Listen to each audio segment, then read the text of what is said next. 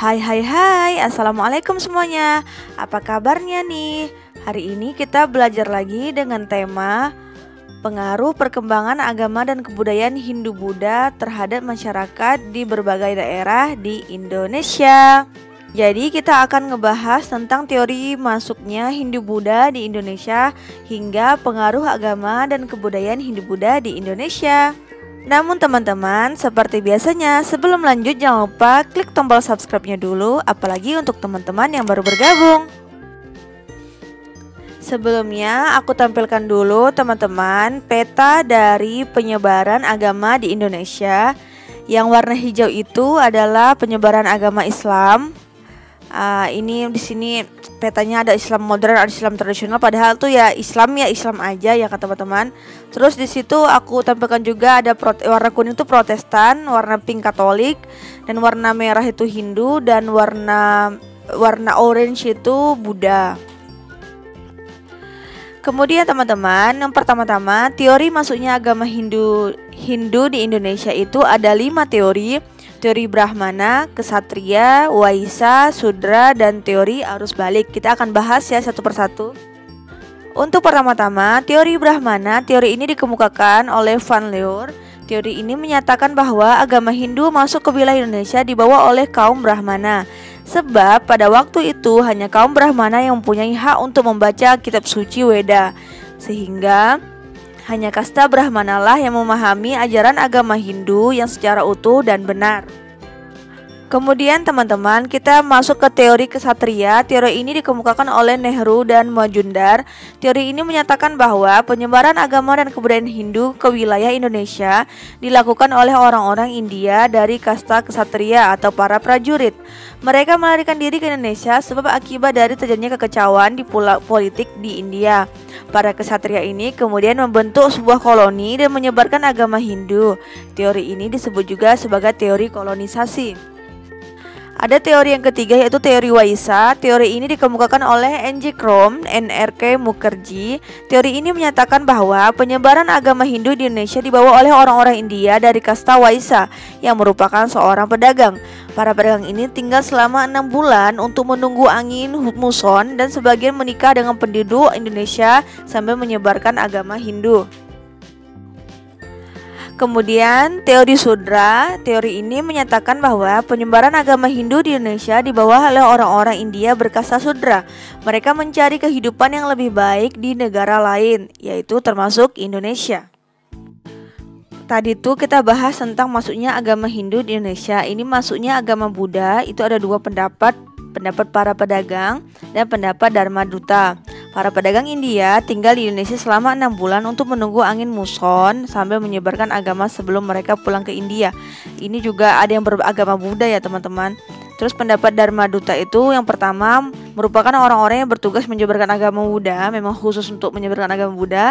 Golongan ini memiliki keahlian khusus di bidang keagamaan. Kemudian kita bahas juga faktor-faktor yang menyebabkan agama dan kebudayaan Hindu-Buddha diterima di Indonesia. Ada 4. Yang pertama, sejalan dengan budaya yang telah ada di Indonesia sebelum Hindu-Buddha masuk ke Indonesia. Yang kedua, tidak ada paksaan yang mengharuskan masuk dalam ajaran ini. Yang ketiga, memakai strategi dalam menyebarkannya seperti melalui kesenian, pendidikan, perdagangan, dan perkawinan. Dan yang terakhir, untuk ajaran Buddha sendiri menggunakan bahasa rakyat sehari-hari sehingga memudahkan dalam penerimaannya. Kemudian teman-teman, penyebaran agama Hindu-Buddha itu tadi kan ada katanya yang melalui macam-macam. Ini penyebarannya melalui perdagangan, pendidikan, tasawuf, seni budaya, dan perkawinan. Agama Hindu muncul di India sebagai akibat adanya perpaduan antara kepercayaan sinkretisme bangsa Arya dan bangsa Dravida. Bangsa Arya adalah bangsa pendatang dan bangsa Dravida adalah bangsa asli India. Hubungan kedua bangsa ini di bidang kepercayaan melahirkan kepercayaan baru yaitu agama Hindu. Agama Buddha atau Buddhisme merupakan salah satu agama yang sejak lama telah dianut oleh sebagian besar masyarakat Nusantara. Zaman Kerajaan Sriwijaya dan Majapahit merupakan zaman keemasan bagi Buddhisme. Keberadaan Buddhisme di Nusantara atau Indonesia dapat dibuktikan dengan ada banyaknya peninggalan-peninggalan sejarah berupa prasasti-prasasti dan bangunan-bangunan berupa candi serta literatur-literatur asing khususnya yang berasal dari Cina. Aku nggak bahas tentang pengaruhnya di bidang filsafat kepercayaan teman-teman. Aku langsung bahas di bidang politik. Munculnya kerajaan yang bercorak Hindu-Buddha. Sebelumnya kekuasaan masyarakat ada di tangan kepala suku, namun kemudian berubah menjadi sistem kerajaan. Susunan pemerintahan makin luas, ini juga berpengaruh. Dengan buktinya berdirinya kerajaan akan diikuti aturan yang mengikuti hubungan raja dan rakyatnya, seperti undang-undang yang mengatur masalah-masalah politik, agama, dan lain-lain. Kemudian teman-teman, bidang ekonomi itu juga dipengaruhi dengan dua, wilayah perdagangan makin luas dan feodalisme makin cepat. Wilayah perdagangan makin luas yaitu dengan kerajaan tidak hanya berfungsi sebagai pusat kegiatan politik saja, tetapi juga kegiatan ekonomi.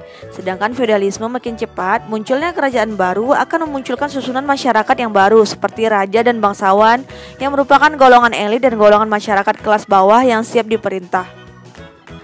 Bidang sosial yaitu munculnya sistem kasta. Ini khususnya di agama Hindu ya teman-teman. Munculnya sistem kasta dalam masyarakat Hindu menjadi fenomena baru bagi masyarakat Indonesia. Dan untuk yang terakhir, pengaruhnya itu di seni budaya.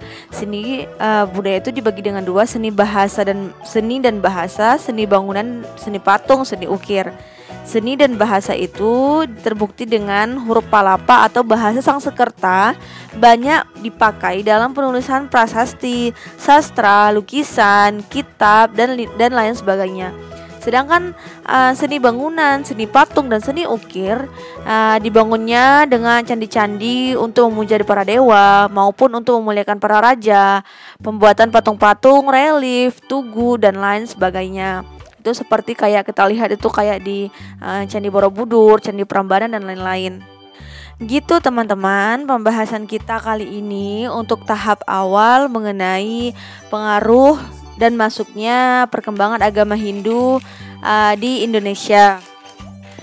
Selanjutnya teman-teman akan kita bahas kembali mengenai kerajaan-kerajaan apa saja yang ada di maksudnya kerajaan-kerajaan apa saja yang ada di Indonesia, khususnya kerajaan Hindu-Buddha yang pernah ada di Indonesia seperti kerajaan Sriwijaya, Majapahit, Kutai, dan lain sebagainya. Gitu teman-teman. Jadi teman-teman sampai sini dulu video dari aku. Semoga bermanfaat dan kalian paham apa yang aku sampaikan. Untuk kedepannya kita akan bahas sejarah lagi. Thank you for watching teman-teman, sudah support aku. Thank you for watching teman-teman. Jangan lupa like, share, and subscribe. See you on the next video. Bye bye. Assalamualaikum.